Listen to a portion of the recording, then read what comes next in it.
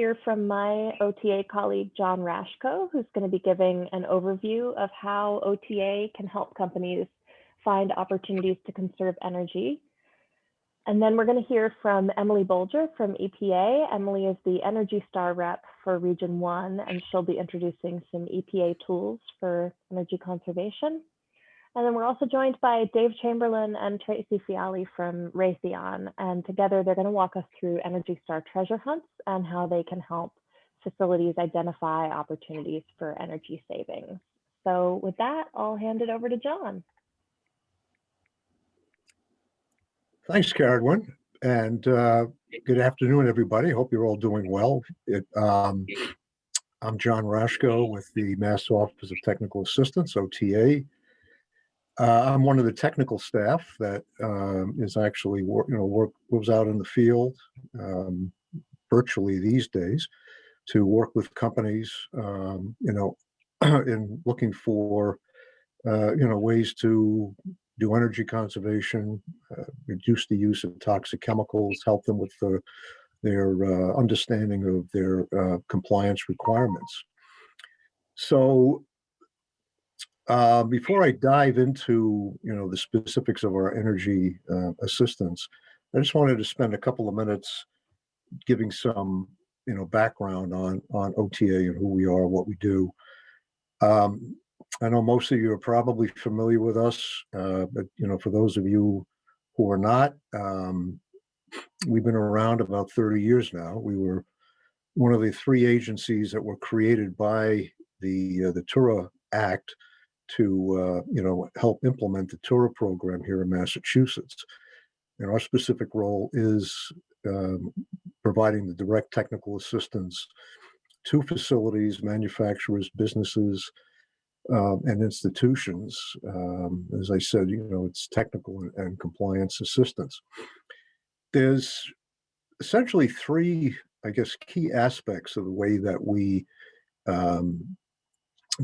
operate and the way we were set up by the TURA Act. The first is that we are a non-regulatory group. I mean, we're housed within the state's Executive Office of Energy and Environmental Affairs, but we have no enforcement responsibility as far as the environmental regulations go in the state. That's DEP.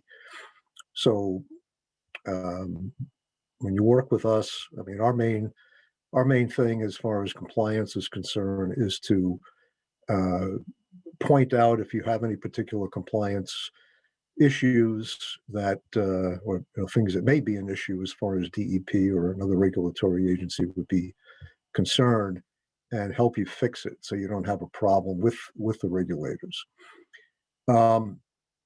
We also provide our assistance on a confidential basis, with the facilities that we work with. And what this means is that we are not informing anybody, never mind any kind of regulatory agency, of anything that we speak with you about, see, hear, discuss, in working with you. The only caveat to that is, in case we see something that's considered a imminent threat to human health or the environment, we would have to report that, but that's only happened once in all the time that we've been around. And the last, key feature of our operation is the fact that our services are free of charge to any Massachusetts toxic user. So you don't have to be a TURA filer to make use of our services. I mean, we predominantly work with smaller to mid-sized companies here in the state, and some of them are very small, but and they also have maybe some very significant concerns regarding the kind of toxic chemicals that they're using.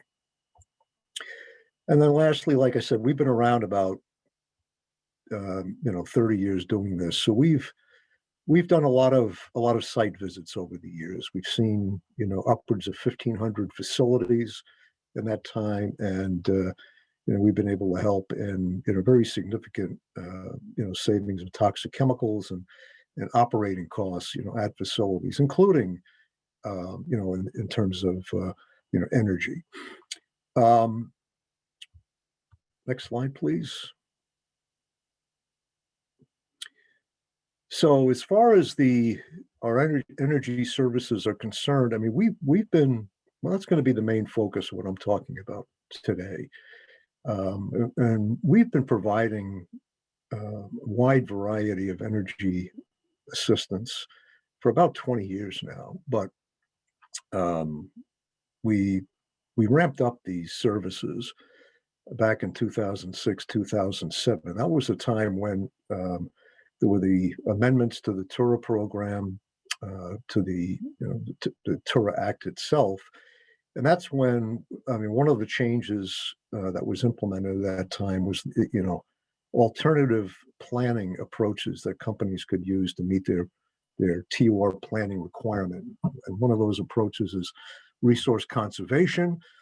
And one of the resources that qualify for that type of RC plan is energy conservation. So as a result of that, we found that there was a good increase in the level of interest in these kinds of services that we provide on the energy side, and we did, as I said, we did expand the types of things that we're making available, and this is not just as far as energy efficiency is concerned, but also in the area of renewable energy, because we have gotten a lot of inquiries over the years from companies, in that particular area. So I'm going to be talking about a variety of tools, resources, different programs, both on the federal and state level that we can help companies access and make use of in their efforts to implement energy efficiency, or renewable energy at their facility. One of the key elements, and you're going to hear more about this, in our presentations today, is the idea of energy management planning, and this is coming at things from a fairly strategic standpoint. So the Federal Department of Energy has got a number of tools, related to that, and also EPA through their Energy Star program, and that's something you're going to be hearing, much more about in the next several presentations today. And I think Carolyn did mention one of the things that they're going to be discussing are what they call the energy treasure hunts that EPA has made available through Energy Star. And I think one of the things you'll notice when you hear that type of program described is how they could be useful in terms of doing energy conservation, resource conservation plans. One of the other key things that we're involved in with as far as our work with companies is, I guess, what I call utility bill reviews, and especially on the electric side, they tend to be a lot more complicated than gas bills. So we help companies understand, what kind of rates they're on, what they're paying in terms of energy use as far as kilowatt hours. But another significant part of a facility's electric bill is usually what's called a demand charge, and that's based on the rate at which you're using your energy, which is expressed as kilowatts. And it's also commonly referred to as a load. And demand charges can be fairly significant. They can also be tied in, depending on the particular rate you're on, with the facility's power factor, which can adversely affect the demand charge in terms of increasing it.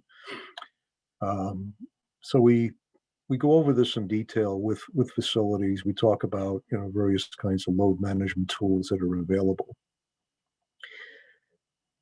As far as the energy efficiency incentive programs are concerned, I think most facilities are pretty aware of those.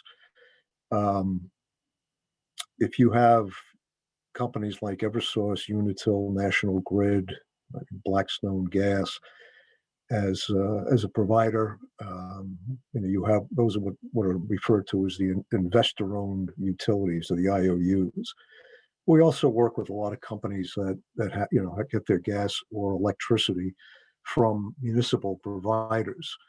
You know, as far as facilities that are served by the IOUs, you can get the incentives through the Mass Save program.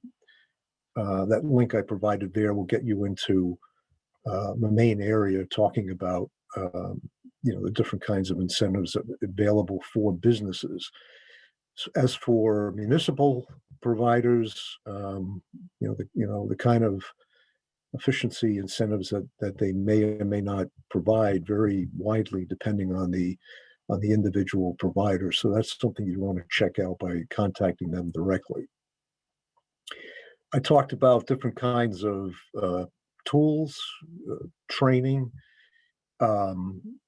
As far as the Federal Department of Energy, you know, some of the things that we promote there. On the local level, the Mass Energy Efficiency Partnership, or the MAEEP, which operates out of the Center for Energy Efficiency and Renewable Energy out at UMass Amherst. You know, they're housed with, you know, another group out there that I think people are somewhat familiar, is the Industrial Assessment Center. They do training periodically on you know, various DOE tools, and these are really focused on process energy equipment. I mean, things like fan systems, pump systems, steam systems, you know, compressed air. In fact, I just got an email today from you know, the EEP, talking about a compressed air training they're offering next month. DOE itself, through their Advanced Manufacturing Office, offers a lot of publications in the form of tip sheets, you know, more detailed reports, you know, about energy efficiency for all these various kinds of energy systems. And then lastly, here at the state level, the Department of Energy Resources, or DOER, they're the agency in Massachusetts that's responsible for developing, you know, the state's energy policy, regulations, and they're the ones that run the programs, you know, for, you know, renewable energy and alternative energy, you know, projects here in the state. You know, so there's what they call the renewable portfolio standard, and then there's the alternative energy portfolio standard. Renewable energy, you know, is what everybody thinks of, you know, things like solar PV, you know, wind, hydro. Alternative energy maybe is not something that a lot of people are familiar with. That's things like combined heat and power systems, biomass energy systems, and one of the facets of you know, the programs that they run, you know, are the credits that you can get for having these kinds of systems, you know, that actually, you know, represent a revenue stream, you know, for the project and helping the economics. And we can move on. Next slide, please, Karen. So some of the other state and federal resources that we connect people with, and you know, are able to provide information on, are outlined here. You know, we go out when we, you know, help somebody with energy efficiency, providing you know, identification of energy efficiency opportunities. We don't do full-blown energy audits, but the Industrial Assessment Center out at UMass Amherst, they do those full-blown audits. They're a DOE-funded group. and they do these audits for free. So we refer a lot of companies that we work with to them. Getting back to the renewable energy side, there's the Massachusetts Clean Energy Center. They offer programs, for wind, solar, hydro, some other things like biomass, agricultural waste to energy, think like anaerobic digestion systems. And they're also a good source of information. I mean, at the website that I provide there, you can access a lot of information on various federal and state incentives that are available for renewable energy projects. And these are things like investment tax credits and so on. Back at DOER, they have what they call the Solar Massachusetts Renewable Target, the SMART program for solar. So they describe that as a long-term solar incentive program. It's sponsored by Eversource, National Grid, Unitil, and it's available to solar projects of all sizes and types up to 5 megawatts per project. And the next item, interconnections and net metering. These are very important when it comes to any kind of renewable energy project that involves the production of electricity. Interconnections has to do with how the fact that these renewable energy facilities and systems have to be interconnected with the grid, which is not a very simple process. And then the concept of net metering is where you're actually saving how much energy you need to get from the grid for for these projects. Another relatively new program here in Massachusetts. It's only been around a couple of years now. It's referred to as the PACE program. It stands for Property Assessed Clean Energy, and this is something that is administered by the Mass Development, and it's basically to finance improvements. These would be energy improvements on manufacturing and, or I should say, commercial industrial properties. So the property owner agrees to what they call a betterment assessment and lien on the property, which repays the financing. So this is an approach that allows owners to undertake more comprehensive energy upgrades with longer payback periods, up to 20 years.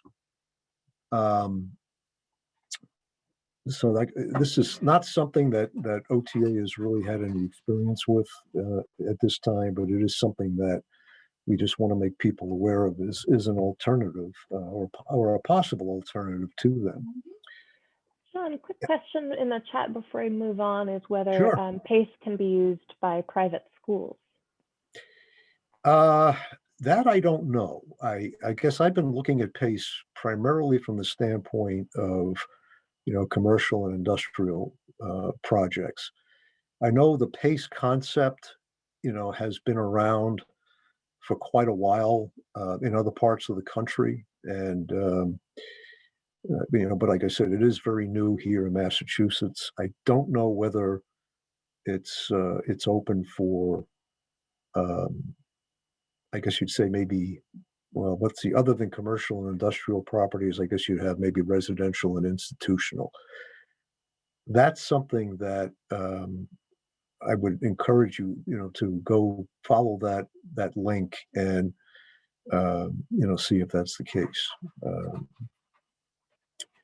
But it's, like I said, we're focused more on the industrial facilities, so I've been looking at it from that standpoint. Thank you.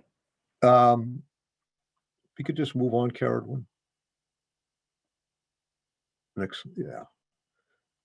So just to kind of wrap up, just going to talk a little bit about how we go about providing all these kinds of all this kinds of assistance, to facilities. I mean, the primary mechanism is through our technical assistance visits. Right now, we're still dealing with the pandemic situation, so we are not able to go out on site, to make these visits. We're doing them virtually now, but we're hoping, by later this year, we will be back out in the field again. But in the meantime, we have a virtual capability, to do site visits of all kinds. We've developed a number of fact sheets, dealing with energy efficiency, renewable energy, and, as far as the energy efficiency is concerned, both for industrial facilities and buildings, and also developed a fact sheet specific to this issue of demand charges, electric demand charges, and the negative effect that facilities power factor can have on how much you're paying in terms of demand charges. Very often, demand charges, it can be upwards of 30% of a facility's total electric bill each month. We do things like what we're doing today. Participating in CE conference energy sessions, sometimes even organizing entire sessions on specific energy related topics. Part of the goal there is really to help facilities, in terms of resource conservation, planning assistance. And again, that's something that we've been asked a number of times, to even as part of our site visit activity, to help companies, usually it's in terms of identifying possible energy saving options that they could evaluate. And then part of I'll say the raft of case studies that we have available, deal with energy efficiency or renewable energy activities that companies that we've worked with have done, and they're willing to share that information. So that's getting back to our confidentiality, and that's the way that we're able to, companies basically waive their confidentiality. And, they have an interest in getting the word out on these good things that they're doing. And then just part of our general outreach activities, we're always doing outreach, trying to get the word out, as far as our services, and that includes, the energy efficiency and renewable services. So that, I know I kind of went through a lot of that kind of quickly. There's a lot to talk about, and a lot of that I only just really skim the surface. But if there are any other questions, I think we have time to take a couple now. But this is how to get in touch with me if you'd like to talk in more detail. Yeah. Do we have any quick clarifying questions about anything John raised? You're welcome to raise your hand, but otherwise I will stop sharing here, and I'll just hand it over to Emily. She can get us started. Great, thank you so much. Let me share my screen. One second.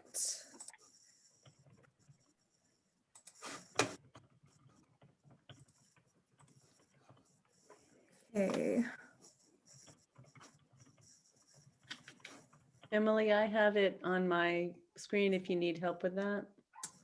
No, I'm just trying to see if since I have two screens, I'm gonna try and yeah, I'm trying to see. I know how to get it up, but here, let me see if I just pull this over. That might be helpful.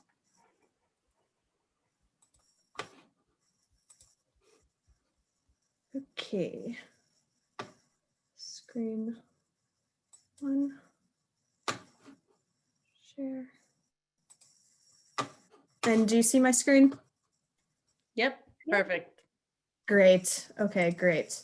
So hello, everyone. Today I am just going to go over some Energy Star resources. My name is Emily Bolger, and I am the Regional Energy Star Coordinator for Region 1 of the EPA, which is in Boston. So we cover Connecticut all the way up through Maine here at Region 1. So I just wanted to give a shout out. So just earlier today, EPA announced all of the Energy Star Partners of the Year. And so here in New England, we had 14 different New England-based Energy Star Partners of the Year award winners. And specifically, I wanted to give a shout out to Raytheon because they had, I believe it is 14 years of sustained excellence. So I just link the press release here if any of you are interested in seeing who else is listed on that.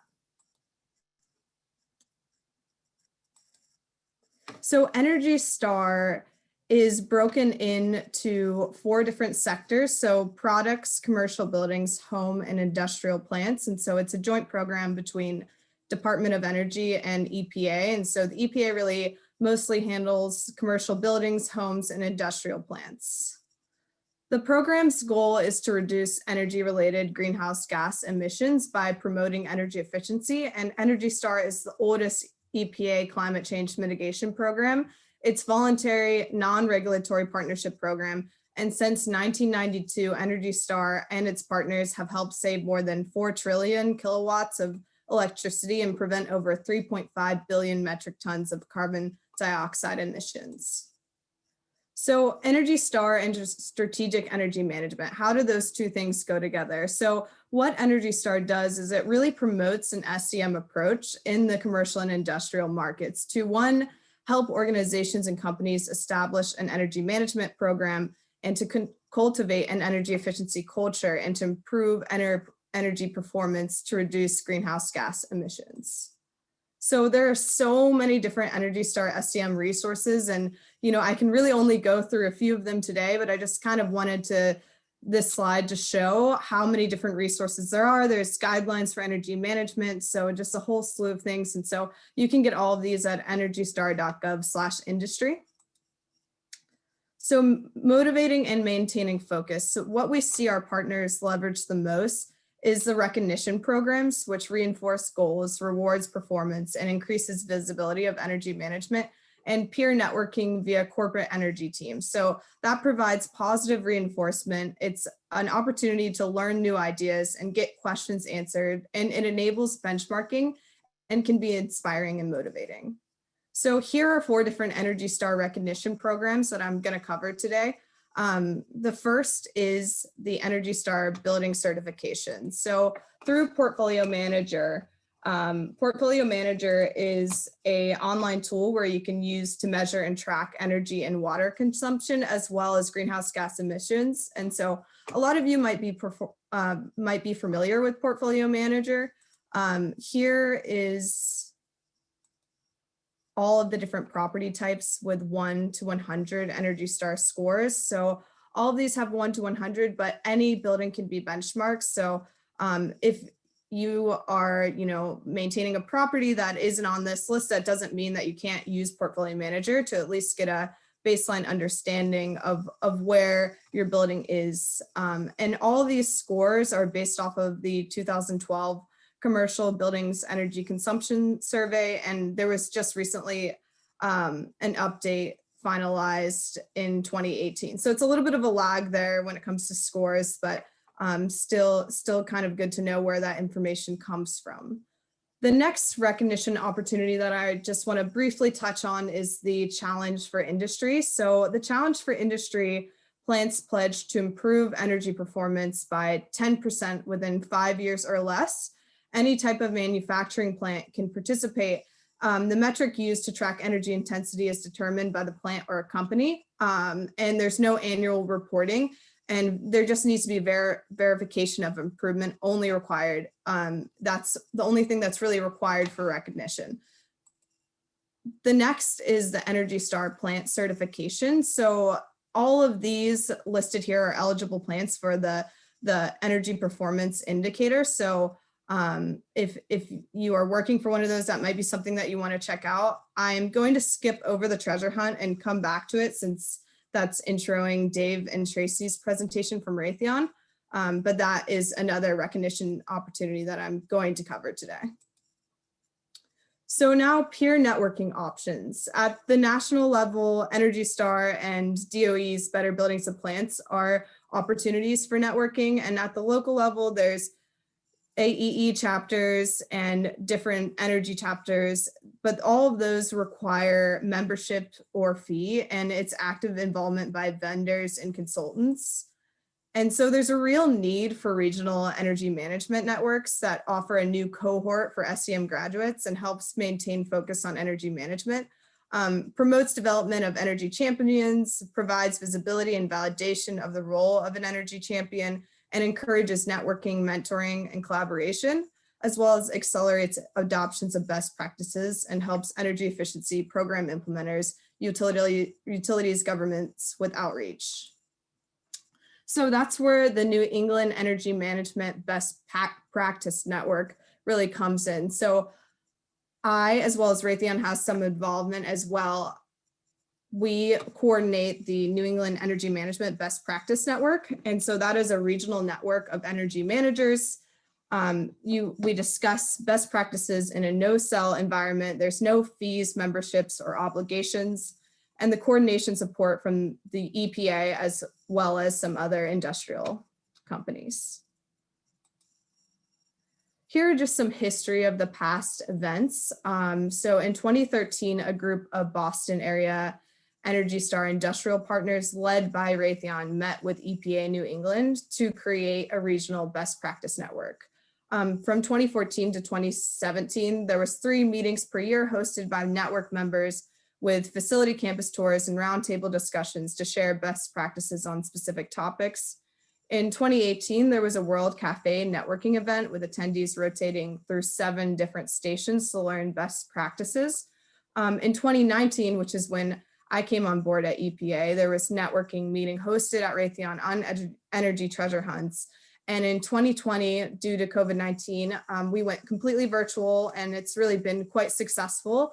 And so we've hosted several online webinars primarily focused on energy treasure hunts and COVID-19 challenges. And we have our next webinar coming up on May 4th from 2 to 3. And so I provided the link right there. And so that's going to be on utility offerings in New England. And we will have NEEP and National Grid and Eversource all just giving a broad look at the utility offerings in New England. So the New England Treasure Hunt campaign. So Find the Treasure campaign, the goal is to raise awareness of energy efficiency savings potential, help organizations find energy savings, create action plans, and building energy teams using treasure hunts, and engage new audiences and organizations in energy management, and provide more ways for organizations to participate and earn recognition from Energy Star. So for the campaign, there's really 3 different steps. The first is to conduct an energy treasure hunt. And Raytheon will really get in depth into how those treasure hunts take place at a facility and within an organization. But the first step really is to conduct one, organize treasure hunts, identify potential savings, then to add, decline that. So then the next step is to add your energy savings to the treasure chest and share your savings all through an online form at energystar.gov/treasure hunt. And then you can get EPA recognition for simply just participating. You don't have to act on any of the savings that you find. All you have to do is conduct a treasure hunt, and that is an opportunity to be featured on energystar.gov/treasure hunt and receive a printable certificate noting their contributions. There are a ton of treasure hunt resources. They range from, energy treasure hunts during COVID-19 to specific treasure maps. So there's treasure maps specific to different places, like there's ones for schools, and there's also a treasure map for industrial plants. So there's such a wide variety of resources. And again, I'm sounding like a broken record here, but this can all be found online at energystar.gov/treasure hunt. So for the New England campaign, we are really lacking here compared to the rest of the country. So I really want to encourage you all to, if you do decide to conduct a treasure hunt, to submit, because it's just another opportunity to get recognized at a national level. Right now, the two that have submitted online are Cambridge Health Alliance, who have potential savings of $195,000, and Lemaitre Vascular, who had potential percentage savings identified as 23%. So pretty significant savings, and a great way to get recognized. So as on the lines of treasure hunts too, so we are at EPA, we're hosting with the New Hampshire Pollution Prevention Program a webinar specific to microbreweries. So it's on energy treasure hunt for microbreweries. So there's actually a treasure map linked to that. So if you want to learn more and see from another different kind of audience how these treasure hunts take place in facilities, this is just another opportunity to learn even more than you're learning today about treasure hunts. So that is all I have for my presentation. And so now I will just go ahead and stop sharing and pass it off to Dave. And Emily, would you like me to run this poll, or Dave, would you like to hold off on that? Oh, yes. Yeah, absolutely. Go for the poll right now. That sounds good. Perfect. Sorry, Nope, I timing. forgot. Timing, Emily. So I'm launching a poll right now. And the question is, what is your level of experience with the energy treasure hunts that Emily just quickly shared with you? And you can choose more than one. And while people respond to that, Emily, there's a quick question in the chat asking whether the brewery treasure hunt will be recorded if folks aren't available on the day. Yep, it will be recorded. So if you're interested in that, please feel free to, send me an email, and I'd be happy to send the recording along. And Emily, if you could also put the registration information for the May 4th event and also the brewery in the chat, then Yep, will do. If you're interested in that, they can do that. So I'm going to give it just a couple more seconds here. So if you haven't already, please do respond to the poll. Couple surprising things here. Yeah, all right. Why don't I end the poll and I'll share. So you can, Dave, go ahead and what do you see there? Well, I'm curious what Emily thinks and Tracy, but the fact that almost 2/3 have never heard of an energy treasure hunt, that means we really need to promote this program in this state and region a lot more, as Emily alluded to.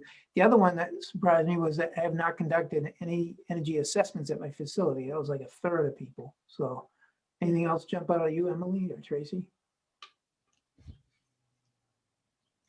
Nothing I'm seeing. Yeah, you touched on the main one. 63% have never heard of an energy treasure hunt. Mm-hmm.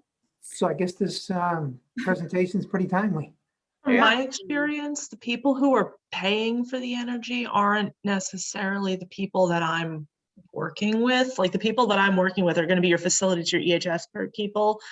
They might be making sure that the light bulbs work and the water's running, but they're not the ones paying for it. And so they don't have a lot of say necessarily in what the purchasing options are. I got So you. it's a good point, Kelly, and maybe Dave and Tracy, as you guys are talking about your experience, you can think about how to engage with, other people, other staff who maybe can become energy champions and get companies engaged in this kind of thing. I'm going to stop sharing the results now, and you can go ahead and share your screen, Dave. Okay.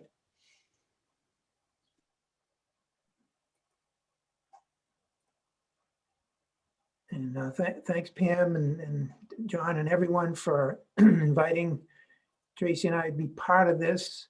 Get that into presentation mode here. And at first I want to say thanks to Emily for the kudos on the Energy Star Award that was announced today. It is our 14th Sustained Excellence Award, under this program since we joined since 2001, but it's our first under Raytheon Technologies, which is really exciting because our company a little over a year ago, became like 3 times the size. Raytheon was whatever, 60,000 employees. We're now like 3 times that. I think it's somewhere around 180,000 employees.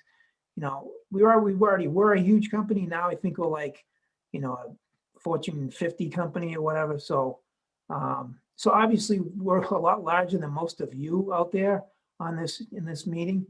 And Tracy and I are full-time energy engineers. We also focus a little bit on water conservation. But there's only a few of us in the company. There's only a few that are full-time energy engineers. And if we had our way, we'd have a lot more of them. But I realize probably a lot of your companies, your organizations don't have full-time energy engineers like us. I mean, you're not anywhere near the size that we are. So a lot of this can be overwhelming. I think John's presentation was really helpful. So I'll make some comments that further into the slides. So what I'm going to cover today with Tracy's help is I'm going to quick overview of Raytheon Technologies, our energy program overview, benchmarking and partnerships, how to analyze load shapes and kilowatt hour data. And then we'll really do a deep dive into treasure hunts and our experiences and lessons learned. And then some project-specific assessments, how to do those. And then some virtual assessments, which, as Emily alluded to, have become pretty important with COVID, where you can't really get into the sites, at least in our case, as much as we'd like to. Dave, we're not seeing your slides, so could you share your slides? Oh, I thought it was just me and I didn't have something set up right. I'm going, okay. Well, maybe I'm having the same issue Emily had. Okay. Since I was late to the game, I was like, oh, geez, I'm missing something here. Okay. Maybe it's because I went into presentation mode. Yeah. So what you want to do, there we go. There we go. Okay. We got it Woo. now. So Now, if you can make it a full slideshow, we can all see what you got there. yeah, let me just, there we go. So squeeze these So over. what I normally do, Dave, is I go to the bottom right corner of my screen and there's a little picture of a, Like a little lectern. It's right next to the Zoom slider. Yeah. Oh yeah, I hit that. Yeah. And that's what screwed it up. So I'm going to just stay in this mode. It looks okay. Oh, So, interesting. sometimes those mess up the way we have our monitor set up. It seems to mess us up more than it helps us. So yeah. All right. Off you go then. Yeah. So here's the front slide that shows all these cool technologies that I'll talk about in a minute that I have no clue about. But and then that was what we were going to cover. So here's the sort of the website version of what Raytheon Technologies is all about. And to keep it short, like I said, I don't know anything about the company other than we have 195,000 employees according to this. 74 billion in revenue, but we have 4 major businesses. Collins Aerospace, which is focused on commercial airlines for the most part and providing services and products and technologies to them. Pratt & Whitney, which is focused on aircraft engines. And then we have Raytheon Intelligence and Space, or RIS. And then we have Raytheon Missiles and Defense. And, you can read up on that as much as you want. The coolest thing I thought was the tagline that I saw, and I think it goes like this, is we don't predict the future, we create it, which I thought was pretty cool for, a company that's got all these really cool technologies. So with that, let me talk a little bit about our company-wide energy team, or energy and water team, we like to call it. It's a crew team is what we call it, conserving Raytheon and energy and water. It used to be called the Enterprise Energy Team, but then we added in the water and we had to come up with another acronym. So we came up with crew. And then thankfully we remained Raytheon Technologies and not United Technologies, so we could continue with the crew. So it's conserving RTX energy and water as of a year ago. Anyways, so there's a picture of, there's me and Tracy, there's me and there's Tracy, and there's some of our teammates. Like Emily mentioned earlier, there's 13 and now 14 consecutive Partner of the Years. I mean, the first 13 were under Raytheon Company, and now this one's under Raytheon Technologies. So quick show of thumbs. I want to ask, instead of doing a polling question, if anybody that is an Energy Star partner, could you give a quick thumbs up in the, using the, what do you call it? The The emotion. Reactions. Yeah. The reactions. Yeah, I just wanted to kind of get a sense. I think Carradine is the one that's going to see the results, but I'm just curious, are there many Energy Star partners? Because I get the feeling that we need to really recruit some Energy Star partners. That's one of the things Tracy and I have tried to do over the years. So, So far I'm not seeing any thumbs up yet. I don't know if that's because people all right. having trouble finding it, but yeah, we might not have anybody. And the other question I was going to ask is, anybody have they thought about becoming an Energy Star partner, and maybe raise your hand in that case, and then maybe we can, Carradine can kind of take a tally and let us know who's thinking of it, and then we talk to those folks. That's one of the things we've been doing over the years, is recruiting Energy Star partners. And as Emily knows, we're very passionate about it. And we, through this network, we've not only recruited a lot of partners, but we've supported partners with, different ways to, improve their programs. And the focus recently has been on treasure hunts. So before I get into, I'm going to let Tracy do the deep dive on that. But I wanted to kind of give an overview of our program. And, the first part is you really got to focus on the costs and the consumption. We all want to reduce our carbon footprints, but we also, to get management's attention, you really need to focus on costs. So we have a huge, focus on costs. And I noticed John's slides, in John's presentation, he really focused on the opportunity with demand management. And there are a lot of really good opportunities. I would start with two places. I would start with your utility rep, or I would start with if you have a supplier, like a third-party electricity supplier, talk to them, because most likely you're paying capacity costs. John can explain this probably better than me, but there's an opportunity there. And if you start with those folks, they can help point you in the right direction. We've actually developed a partnership with a company called C-Power, which there's a bunch of different providers like C-Power. NLX is another one. Voltus and the IP Keys is another one for National Grid. But those companies can help you with demand response and the connected solutions programs, and help you manage your costs and get revenue. You can bring in checks to the company, which, they always like when money comes from nowhere. Tracy and I and our teammates, we do a lot of reporting against our goals. We set goals and then we have to report on them. And that's where we get management buy-in, because they sort of own the goals with us. We do a ton of energy analysis. You can see here in the upper right, we do a lot of pie charts, load shape analysis, which I'll get into in a second here. This is like a fishbone analysis that Tracy had done. So we do a lot of that evaluation. Then there's the projects, which is, one of the things we're going to be focused on here with the treasure hunts. Best management practices is something more recent that we've adopted because of United Technologies, their practices over the year. We're basically modifying those to roll out best management practices, not just for energy and greenhouse gas reductions, but for water and waste management. And then the last part on the lower right, we have a roadmap approach that we've been doing for well over 10 years. I think we started it back around, I don't know, it was 2000, it was over 10 years ago. We had an example that comes to mind is we developed a best practice with our billing management with a consultant that helps the Heritage Raytheon business. And we have a lot of great data available because of that we didn't have in the past. It was all spreadsheets. So there's some really good capability out there to tap into if you haven't done that. Let me show the next slide. Okay, so benchmarking is one of the things. We do a lot of benchmarking. We network a lot, especially through Energy Star. That's probably the strongest part of Energy Star is benchmarking. And you can also get involved with the US DOE Better Plants program, which does a lot of the same type of things. But I would call these two programs, Energy Star and Better Plants, or Better Buildings, I should say. Better Plants is more industrial type facilities, but you can get a lot of information from others that are, you know, involved in these programs. And there's a ton of tools, whether it's EPA or DOE, there's a ton of tools available. We're going to kind of focus on this EPA treasure hunt tools in a minute.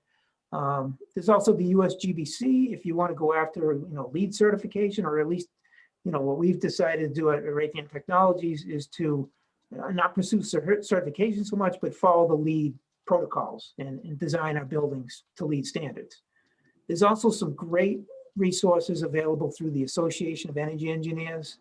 And then the IFMA organization, Smart Energy Decisions is another one more recently that we've tapped into. And then REBA, which is the Renewable Energy Buyers Association.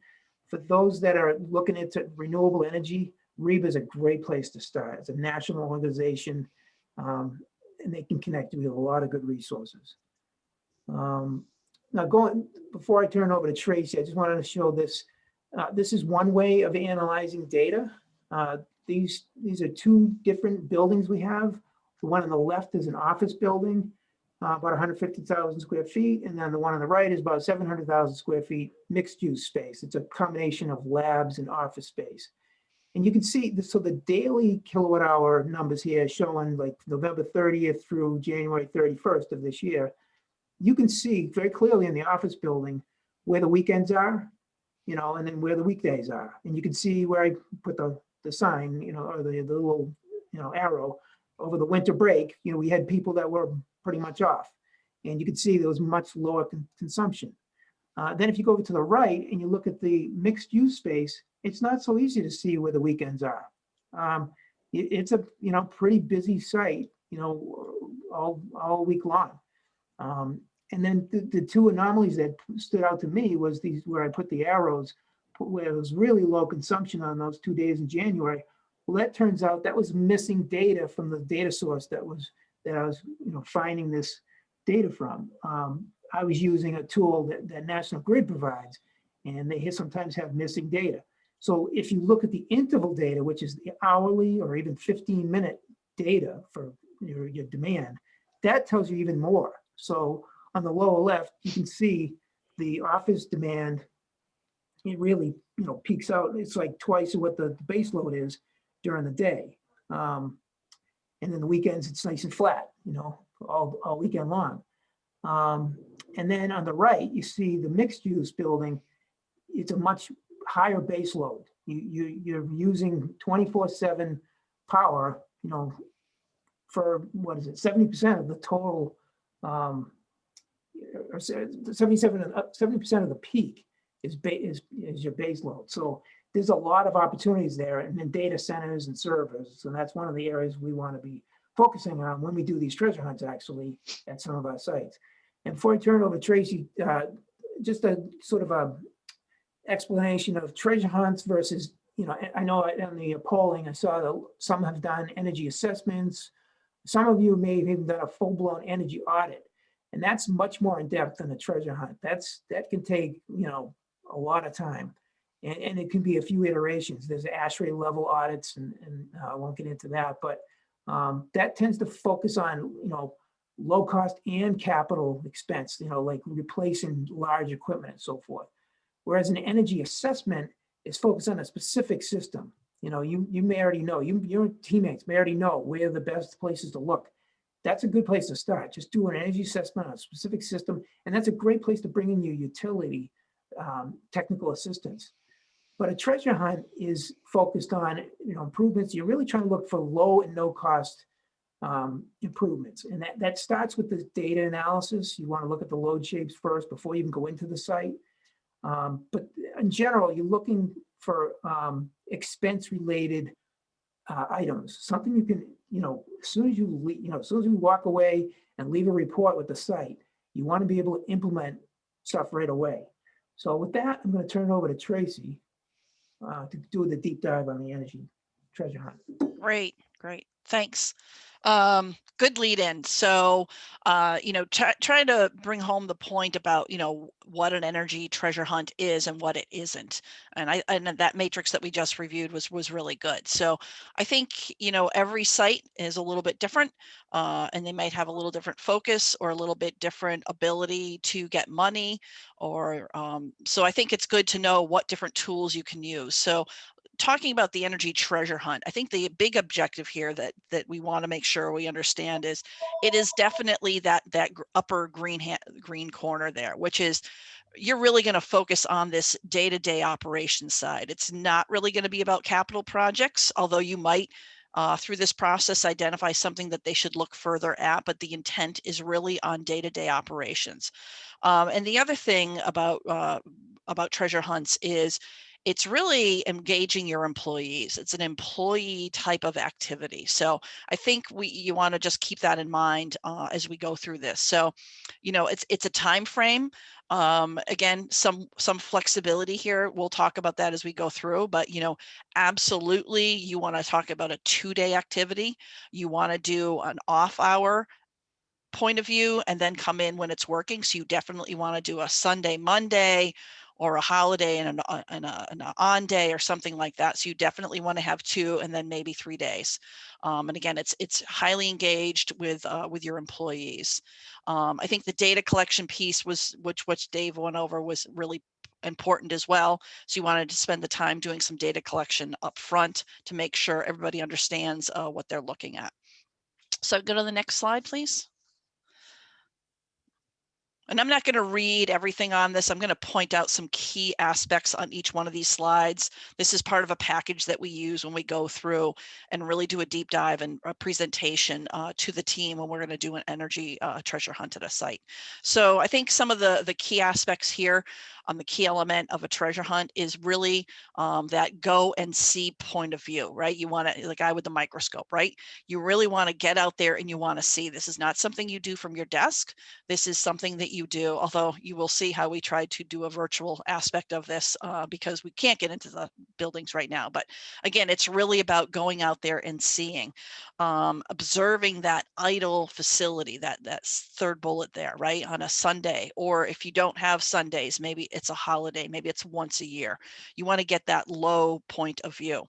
And the other piece is it's not just your employees, but maybe you got some local people, some key suppliers or somebody that you work with, and just don't look at your facilities people. You might want to engage some other people that are very, very excited. Definitely finance, talking about, so maybe this activity, the people that you're engaging don't pay the bills. We'll go find out who pays the bills and bring them around with you.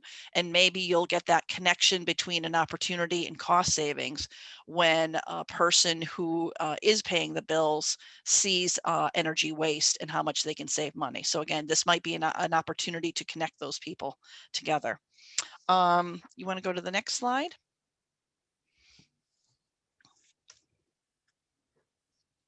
Okay, so this is kind of a sample agenda. Again, this is kind of setting the stage. You want to do some kickoff meeting a couple of days before. Tell everybody this is what we're going to do, because what you really do want to do is when you come in that first day, you want to spend very little time talking. You want to have that conference call beforehand, say to everybody, here's what we're going to do. So when you get in on that Sunday, you hit the pavement, right? You get out there and you go see. You want to observe that sleeping facility, right? And start gathering all the data. So Sunday and Monday, or the day 1 and day 2, are going to be very, very, very, very long days in some cases. But I think it's good. Everybody observes a lot. And then the benefit of coming in on Monday morning is you see that transition from what you saw on Sunday to what you're seeing at the plant startup. So some of the times we've been, if we've gone on a Sunday, we've seen the air compressors running, take a lot of notes on what the air compressors are doing. And then we get in really early on Monday, and some people, if there's no trending data available, they'll actually go down there and they'll spend some time watching that plant startup, right? And seeing how the compressors are coming on and off, or a boiler or whatever, right? They'll be down there asking questions to the site team and stuff like that. So again, it's really important. This is all about how your building is operating. And then usually Tuesday would be about kind of the debrief and stuff like that. So it's really good to have a set agenda. I think it makes it easy for people to implement at their sites. You can go to the next slide. So this is kind of a process flow.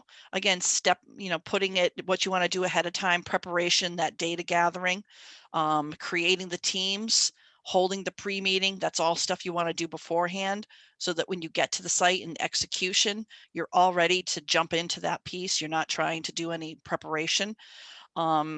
And again, there's a lot of steps, there's a lot of information. And one of the things I really want to point out here is this last thing, which is the outcomes and follow-ups. One of the benefits, one of the improvements that we made over the years when we've been implementing these is we've set a return to follow up with the sites every 3 months for a year.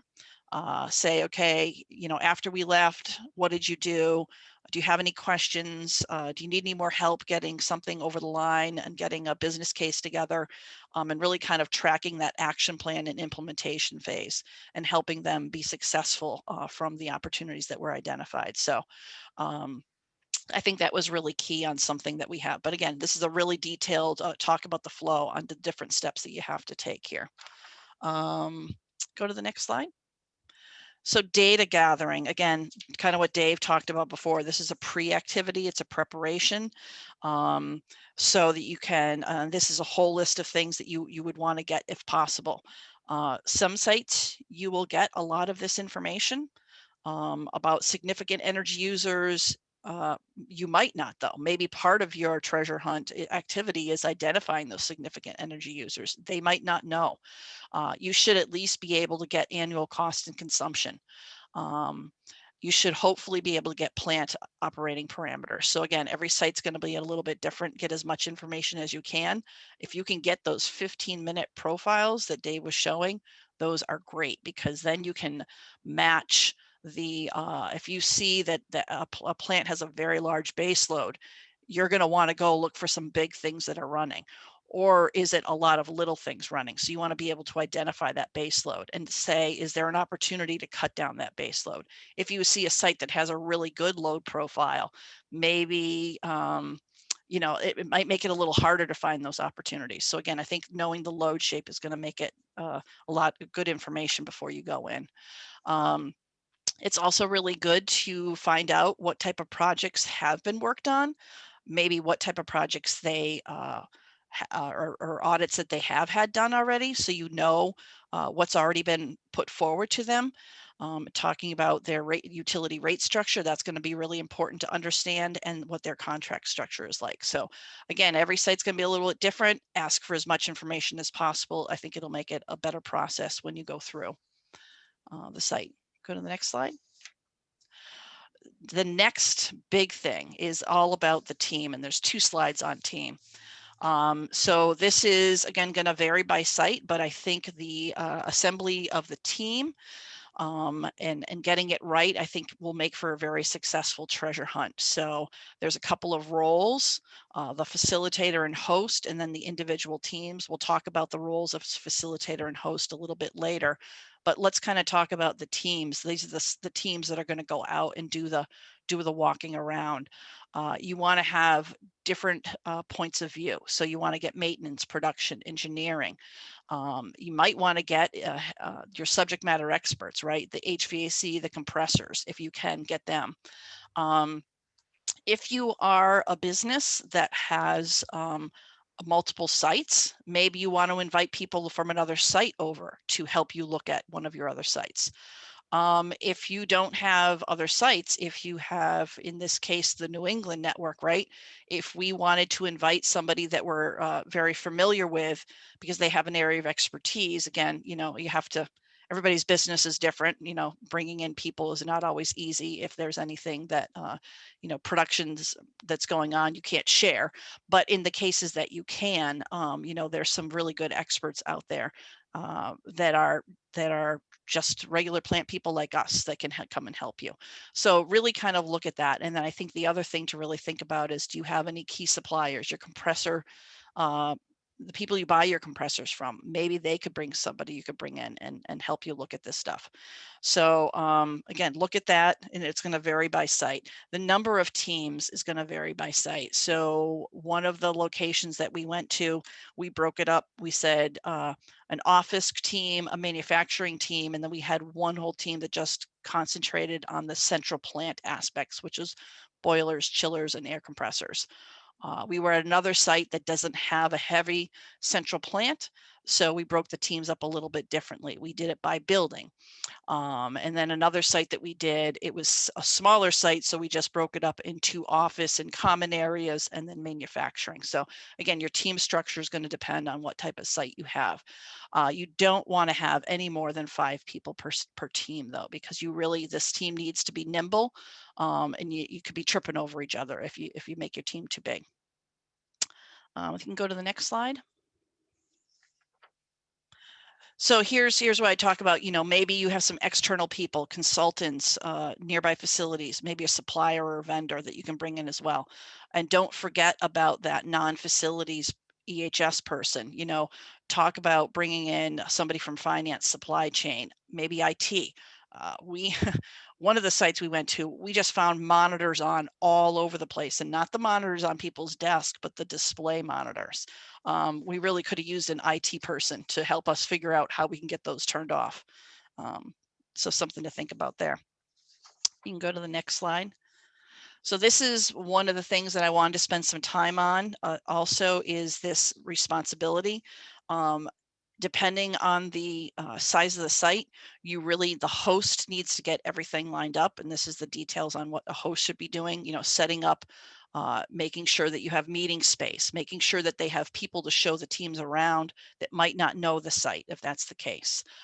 So that needs to be really well done. And then you have to get leadership engagement. So you want to make sure the leader's engaged. Also the facilitator, again, depending on the size of the treasure hunt, what we have found is the facilitator really shouldn't be on one of the teams. The facilitator is going to be very busy coordinating a lot of things, making sure people have the right information, the right tools, which we're going to get into, and at the end, pulling it all together to put together a really big presentation. So facilitator usually will not be a team leader. And then a team leader, again, has to be somebody who can really kind of pull people together and drive everybody in one direction. So again, they have to have a different type of personality. So you want to choose these people right. If you choose the right people, it will go very well. Go to the next slide. Talk about seeing this sleeping plant. One of the sites we went to really said, oh, we're 24/7 operations. We're really not going to see much on a Sunday. We convinced them to go in there on a Sunday. Yes, their site is opened on Sunday, but their staffing is very small. And they were absolutely surprised at how much the building was running and nobody was really doing anything. So their eyes were very much eyes that were opened in this. So do not hesitate to say, okay, even if you're opened on Sunday, what does opened look like? If that is the least production activity time frame, go and see it, because I think you'll be surprised at what you see. And again, using your eyes and ears, you'll see all the waste. Go to the next slide. So let's talk about tools. We have a toolkit that we developed. DOE, actually, if you're a DOE partner, you can actually borrow some of their tools. We kind of fashioned after this. Thermal cameras are cheap now. You can get additions to your iPhone that makes it a thermal camera. You'll be amazed at what you can see with energy waste with a thermal camera. Compressed air leaks, having an ultrasonic. So there's some key tools that you can have that are going to be very useful, and that you could absolutely use. In this case too, you might want to bring in a vendor if you don't have one.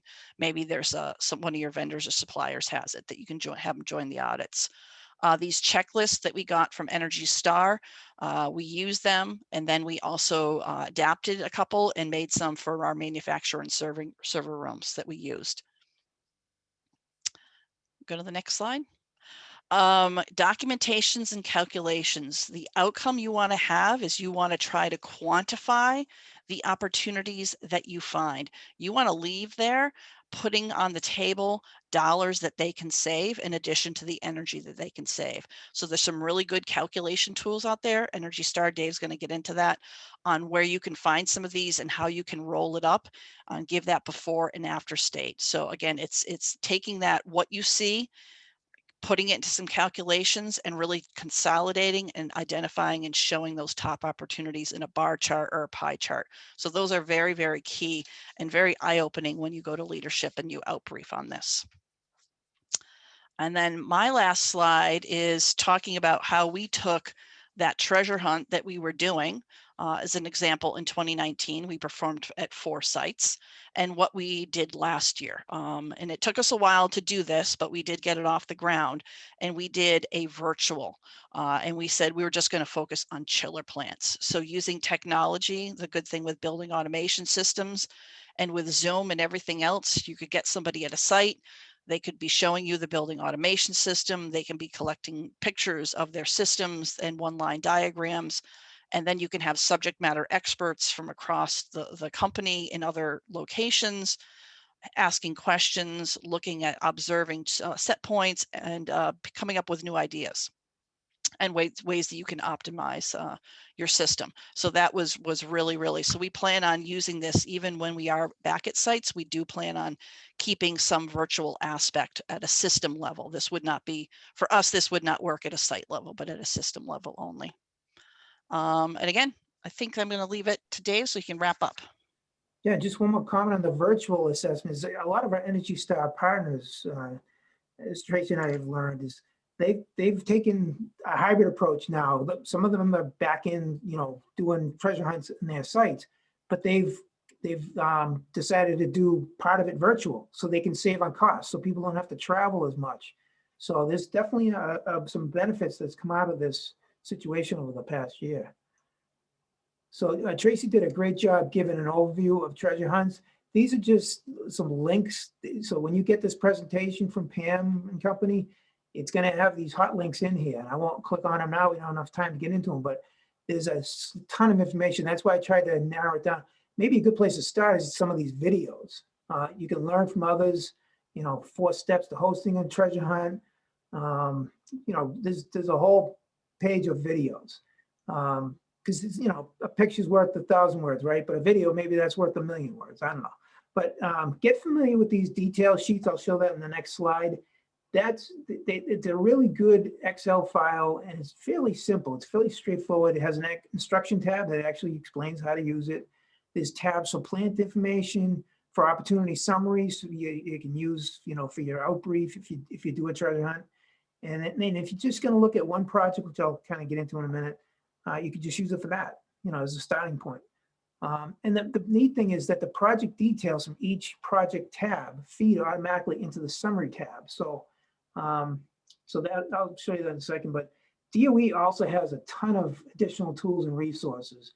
They actually coordinate these implants where we did one several years ago, and we invited people in to kind of review the results of it at the end. But a lot of implant companies that do these implant assessments, they invite in other partners from either DOE or Energy Star programs partners, and they observe, and then they learn, and they go back and replicate it at their sites. So maybe at this point you're overwhelmed. You're like, I'm not ready to do an energy treasure hunt by any stretch. I noticed in the poll, I don't know if I still have that open, but it showed, I think 2/3 was it that had never even done any kind of an assessment, I think. So maybe a good place to start is to just open up this spreadsheet that you'll find online. I think the previous slide had that link in it, but you can see here, it's pretty straightforward. You fill it out for the current situation. And what you do before you even do this is talk to your team. Your team, especially the facilities, people that operate the plant, they probably know where the opportunities are. Sit down with them, put down the existing situation on the left side here, And you know, you might have to pull up some bills to get the electricity use and all that stuff. There's a little research you got to do there, but that's where John maybe can help with explaining how your bills are set up and how to get some of this data to fill this out. And then you need to try to figure out what you could, you know, it could be fairly simple math. You know, if it's a lighting project, for instance, lighting's about as simple as it gets. You just, you know, if you know what fixtures you're going to put in to replace the other ones, you know what the KW of that fixture is. If you know the number of hours, the production hours, the non-production, or whatever the hours are, you multiply that by the kilowatts, and you get kilowatt hours, right? And if you add in, you should always think about adding in sensors when you're doing lighting, because that's where you can get a ton of savings. If there's nobody around, why do you need the lights on at full bright?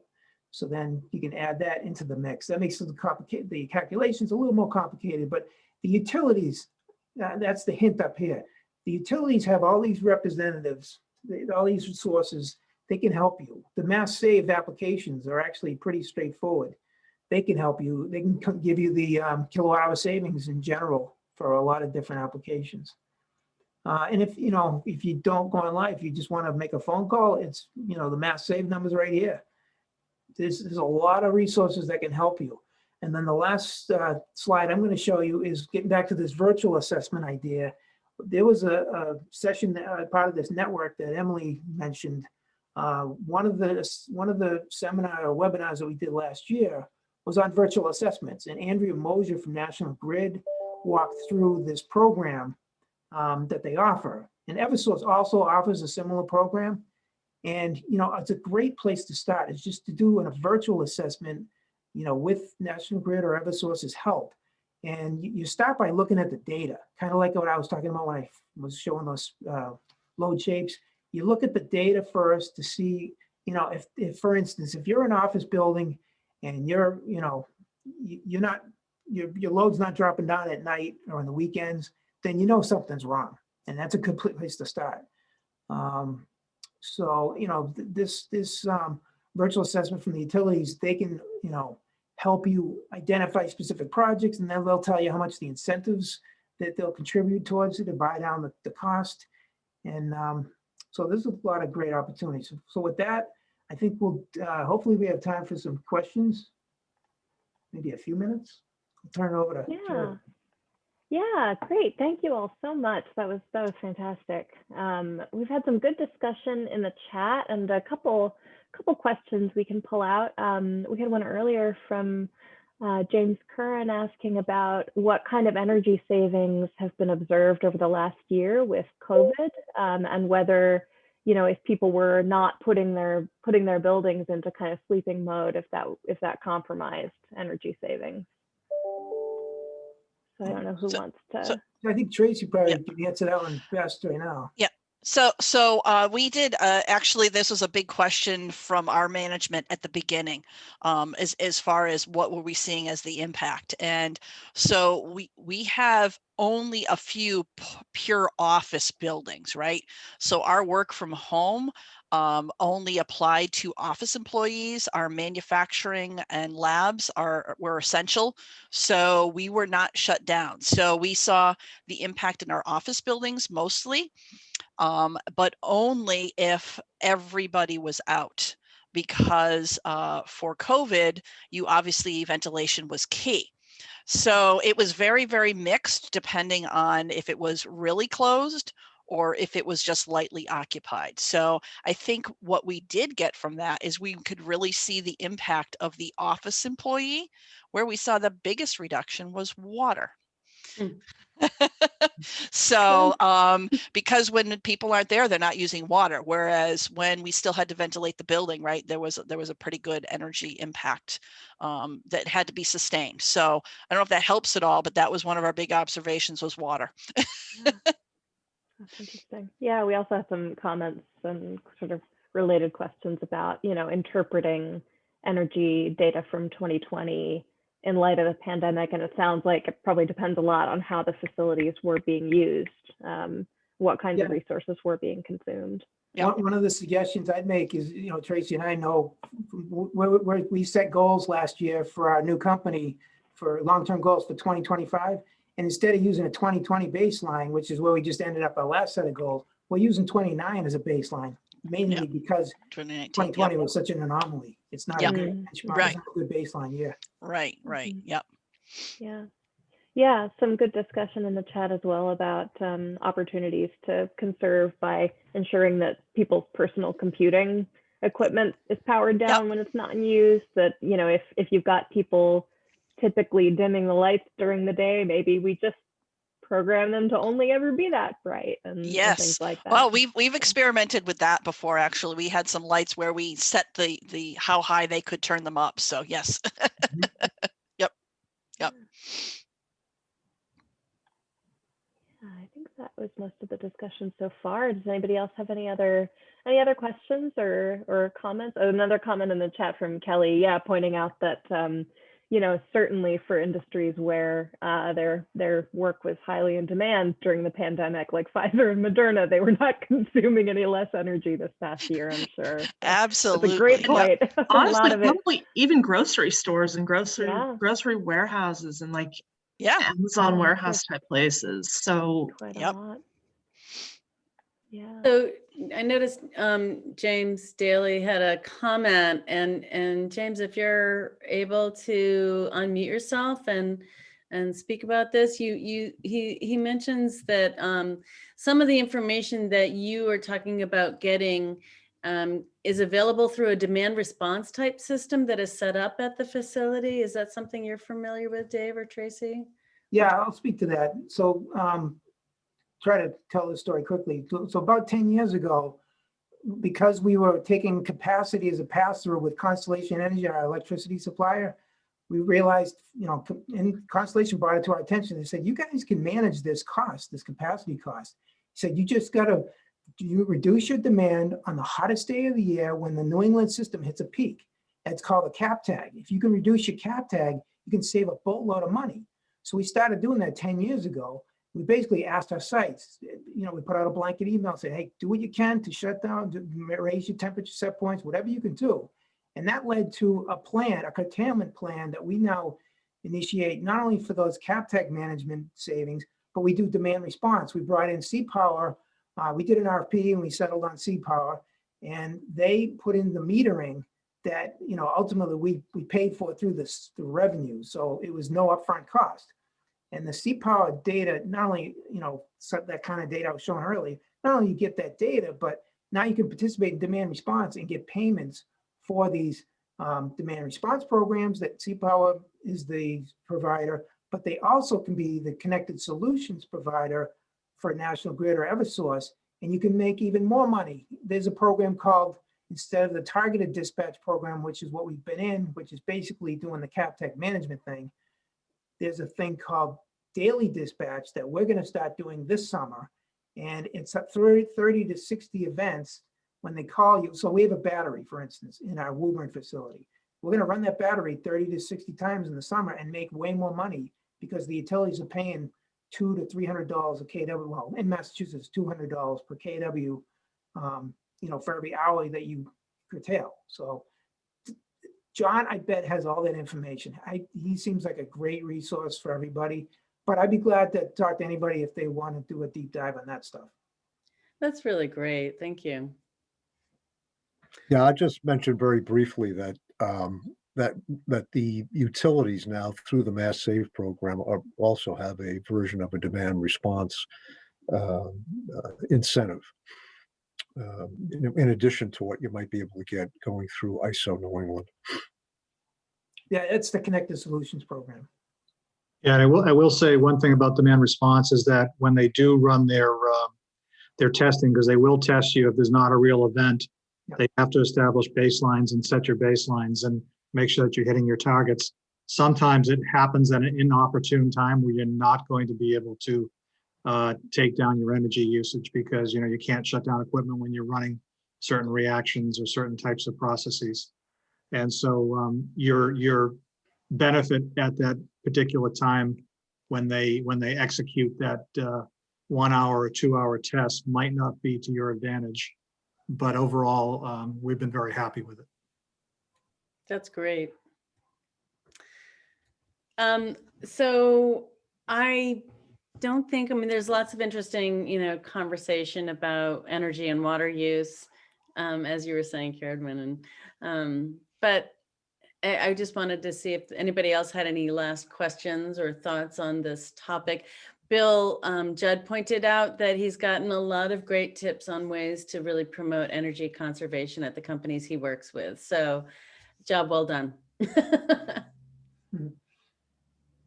I was curious how long John's been providing this service to Tura members, because he's a wealth of information.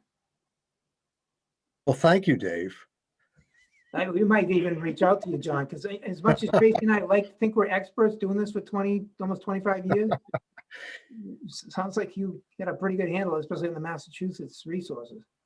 And I'm not even paying him to say this. Thank you. We can all see you blushing. We've been doing the energy service assistance at OTA for quite a while. Like I said, it really kicked up quite a bit back in 2006, 2007 when resource conservation planning was put into place, and especially. I mean, I guess it was, maybe good timing. I don't know, maybe bad timing, but like it was only a couple of years after that when we had that last recession, like 2008, 2009. And we had, I think most of the companies that we were working with at the time, what they wanted to focus on ways to save energy because of the way energy prices were just going up, because oil prices had really peaked. And that wasn't even in the context of resource conservation planning. It was just to help reduce facility operating costs. So it's we're not seeing a big demand right now for energy conservation, but I think a lot of that has to do with the pandemic and people's focus has been on some other areas. So this has been a really wonderful session. The energy treasure hunt may seem overwhelming, as you noted, Dave, but I think that there's a lot of tools there that we can all learn from and adapt. And I do think that there's an opportunity next time you're considering doing an energy conservation plan, please do consider doing it. And, connect with EPA, and the EPA Energy Star program has ways to kind of get some credit for the work that you're doing.